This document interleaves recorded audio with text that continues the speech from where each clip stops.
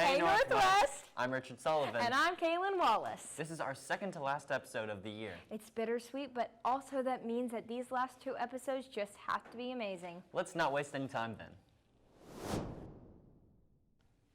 Our Northwest Symphonic Concert and 8th grade band went to Ridgeland High School April 4th to play at the Band Festival. Each of our Northwest Rankin bands received a superior rating, giving us a sweepstake award. Congrats, guys! This past Friday, our special education class went to the Rankin County Sped Prom themed disco. Looks like great fun, and I just know they all had an amazing time. That's all we have for Recap this week. For this episode, we're taking a trip down the road for the Leap for the Lily Pad event. This is a 5K that raises funds for the Lily Pad Cafe. The Lily Pad Cafe is a restaurant that hires people with disabilities to show that anyone can do anything. For 12 years, there has been a 5K held in front of the Methodist Rehabilitation Center in Ridgeland. This race is called Leap for the Lily Pad, and it is a charity event that helps to raise money for the Lily Pad Cafe. This cafe was started by Deanna Elliott and Kristen Lape in honor of their children Lily and Hayden that have Down syndrome. This cafe strives to hire people with disabilities to show the community that they can do just about anything. Hey, my name's Kirsten Selman. I've been running this race for 2 years now, and it means a lot for me to run this because I love supporting kids who have special needs, and that's a great way to do it, is by running the race. According to the U.S. Bureau of Labor and Statistics, 80.7% of people with a disability are unemployed.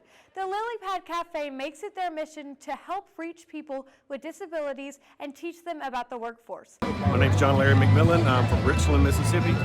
This is my third or fourth time to do this race. I mainly do this because I have a friend whose son has Down syndrome. Shout out to Christian. And it's good to support this cause and the things that they do for folks with Down syndrome and other learning disabilities. And I just enjoy being out here. It's a fun race. The Leap for Lily Pad event is a well-attended event every year, and it means so much to so many people. At this event, many local vendors and restaurants cater for the racers. Many Mississippi residents volunteer for this event too. If you're interested in participating in this race or even volunteering next year, check out the Leap for Lily Pad website for more information. What an amazing event to raise funds for people with disabilities. Thank you to everyone who participated. Next is Star Student and Teacher. Each year, the school picks star students and star teachers for the school year. What is a star student? How does one become a star student? Star students are recognized for scoring a 35 or 36 on the ACT. Emily Liu and Kayla Trong are our star students for this year. Emily is involved in band, Beta Club, Mu Alpha Theta, Science Ambassadors, National Honor Society, and Science Olympiad. Kayla is involved in National Honor Society, Mu Alpha Theta, Beta Club, Science Ambassadors, and Spanish Club. Each star student selects one teacher that has made the biggest impact in their lives. Emily chose Dr. Tricia Gilbreth, who she met through the Engineering Academy. And Kayla chose Miss Jessica King, who she met through AP Chemistry. We asked them how they felt to be recognized for this honor and what it means to them. My name is Kayla Trong. I felt really relieved when I got the award. I felt like all the sacrifices that I put in through my high school career were coming together. It was like an accumulation of all the efforts that I put in through the years. And of course I felt ecstatic because it's such a prestigious award and it's nationally recognized. My name is Jessica King. Oh, I was so excited. Kayla came to me the first day of school this year and asked me would I be her star teacher, and I was just so honored. In my opinion, being a star teacher is one of the highest awards and honors that you can get. Not really an award, it's an honor. And Kayla's just the sweetest student. She always comes early to zero block, and she's one of those students that wants to know why, not just this is the way it's done. And she's such a sweet kid and always helps others, and she's very involved outside of class. And I was just honored. In 25 years, I've never been chosen as star teacher. And like I said, to me, it was just such a great honor. My name is Emily Liu. For me, being a star student is being someone who keeps trying at something, even if you fail 6 or 7 times. Like I took the ACT, I think 8 times in total before I finally got the score that qualified me as a STAR student. And I think being a STAR student also means being someone who really cherishes their relationship with learning and takes advantage of their education to become their best self. Yes, it's Trisha Gilbreth. It means the world to me. It means I've done my job. My job is to help my students succeed. And to have my students succeed at such a high level, and to be honored to be a part of that, even if it was just a small part, it just brings me so much joy. Congratulations, everyone. Even though the school year is almost over, the Cougars haven't stopped. Tell us about that, Kennedy and Ruby. 3 Cougar Sports have clinched region championships since we were last here. That's right. We last reported that tennis won the district title outright in their season finale as they moved into the individual region tournament.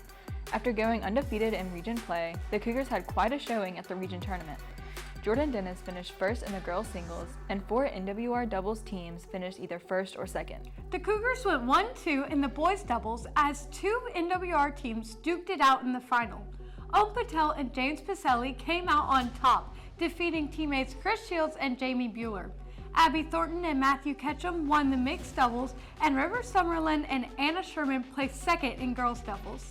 Moving on to track, the Cougars are gearing up for the postseason.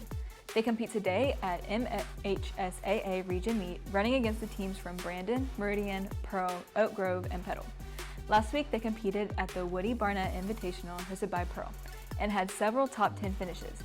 Morgan McCullough placed 7th in the 100-meter dash, while Grace Hennigans finished 2nd in the 1600-meter dash and 3rd in the 800 meters. Natalie Whitehead followed, placing 4th in the 1600-meter dash and 6th in the 800 meters. Caitlin Poole finished 10th in the 100-meter hurdles, and Malia Kewen finished 7th in the 300-meter hurdles. In the relays, the girls placed 3rd in the 4x100 and 7th in both the 4x200 and the 4x400. Willow Hobson placed 6th in the high jump, 4th in the long jump, and 7th in the triple jump. And Caitlin Holsey, who is committed to Ole Miss, won the pole vault for the 4th time this season in as many attempts. On the boys' side, Dylan Harley placed 2nd in the 400-meter dash, while in the field events, Kenneth Mills took 4th in the high jumps. Patrick Harper placed 9th in the triple jump, and Bennett McWilliams finished 7th in the pole vault. In the relays, the boys placed 5th in the 4x1, 4th in the 4x2, and 4x4, and 7th in the 4x8. Moving to the diamonds, baseball and softball clinched region championships earlier this week. Baseball, who is 18-7, moved to 8-1 in region play with the shutout of Brandon last night. The matchup was the last regular season home game for the Cougars as they wrap up the regular season on the road tonight at Germantown and at Brandon on Friday. Softball honored its 5 seniors Tuesday night between a doubleheader with Meridian. Each senior was escorted across home plate by family as a letter to the team was read by voice of the Cougars, Darryl Palmer. The Cougars shut out the Wildcats in both games, 15-0 in 3 innings in the first game and 12-0 in 4 innings in the second game. They'll host the first round of the playoffs next week and await the news of who will be their opponent. That's all the time we have for sports this week. Back to you, Kaylin and Richard.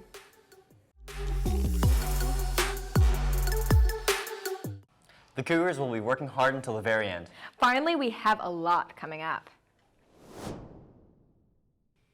Hey Cougars, we have a lot coming up, so let's get started. Opening night slid upon our thespians. Yesterday, the doors opened to the Black Box at 7 o'clock for their first performance of Matilda. The thespians will be performing again tonight, tomorrow, the next Friday, the 26th, and Saturday, the 27th, at the same time, as well as a matinee performance at 3 o'clock on Sunday, the 21st. Speaking of the arts, our band has 2 concerts coming up. Next Monday, April 22nd, the Wind Ensemble, Symphonic, and Concert bands will be performing their spring concert. On Tuesday, April 30th, they'll be performing their percussion and jazz band concert. Be sure to go and support our band as they wrap up their 2023-2024 show. Awards Day is quickly approaching. Next Wednesday, the 24th, is our Underclassmen Awards Day, and the following day, on Thursday, the 25th, is our Senior Awards Day. Both will be at 9 o'clock. Be sure to dress nice. As we wrap up the school year, remember to brush up on Algebra 1, Biology 1, English 2, and U.S. History if you are currently taking these classes. You will be required to pass each respective state test in order to graduate. Speaking of graduation, seniors, we only have a few more weeks of school left. Our last day of class is Monday the 29th, and the last day of exams is later that week on Friday, May 3rd. Well, that's all we have for today. Thank you for watching. And stay gold, Northwest!